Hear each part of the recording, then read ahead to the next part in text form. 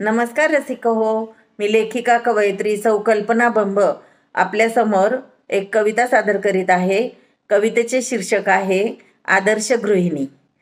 अंगात असावी प्रेमळच हवी, अंगात असावी प्रेमळच हवी, बोलण्याची कला नाते जोडी नवी, बोलण्याची कला नाते जोडी नवी, समजूतपणा असावा जीवनी, समजूतपणा असावा जीवनी, स्वभाव दोघांचा एक आग पाणी, स्वभाव दोघांचा एक आग पाणी, तेव्हाच घडते भावना आदर, तेव्हाच घडते भावना आदर, आदर्श गृहिणी जगात सादर, आदर्श गृहिणी जगात सादर, सगळ्यांचे मन जपता जपता, सगळ्यांचे मन जपता जपता, स्वतःसाठी नित्य थोडा वेळ देता, स्वतःसाठी नित्य थोडा वेळ देता, आपण खुशीत इतरांस सुखी, आपण खुशीत इतरांस सुखी, ठेवावेच देवा असे बोलमुखी, ठेवावेच देवा असे बोलमुखी।